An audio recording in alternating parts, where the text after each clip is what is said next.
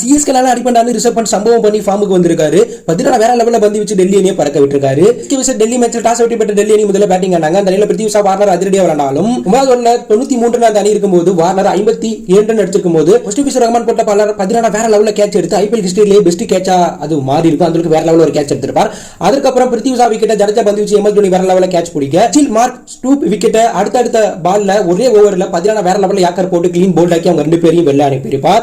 அவங்க ரெண்டு பேர் விக்கெட் எடுக்காம இருந்தா 222 ரன் கூட டெல்லி அடிச்சிருப்பாங்க. அதுக்கப்புறம் ரிஷப் பண்ட் 17 ஓவர்ல வேற லெவல்ல வச்சு செஞ்சு 32 பாலுக்கு 51 ரன் அடிக்க டெல்லி அணி 20 ஓவர் முடியல 5 விக்கெட்ல பிறகு 191 ஒரு மிகப்பெரிய டார்கெட் சிஎஸ்கேக்கு செட் பண்ணிருக்காங்க. இதுல ரிஷப் பண்ட் அவர்கள் நீண்ட வருடத்துக்கு பிறகு ஃபார்முக்கு வந்திருக்கிறத ரசிகர்கள் கொண்டாடிட்டு இருக்காங்க. ஏன்னா வேர்ல்டு கப்ல ரிஷப் பண்ட் தேவை, ஆனா அதுக்கு ஒரு ஃபார்ம்ல இருக்கணும். ஆனா தற்போது சிஎஸ்கேக்கு எதிராக வெறும் 32 பாலுக்கு 52 ரன் 5 பவுண்டரி 3 6 அடிச்சு ஃபார்முக்கு வந்திருக்கார். 16 இந்த மேட்ச்ல 4 ஓவர் 31 ரன்களை விட்டு கொடுத்து 3 விக்கெட் எடுத்து சம்பவம் பண்ணிருக்கார். போராடி ரிஷப் பண்ட் ஃபார்முக்கு வந்து சம்பவம் பண்ணிருக்கார். கண்டிப்பா அவர் வேர்ல்டு கப் அணியில் எடுக்கணுமா? 16 இந்த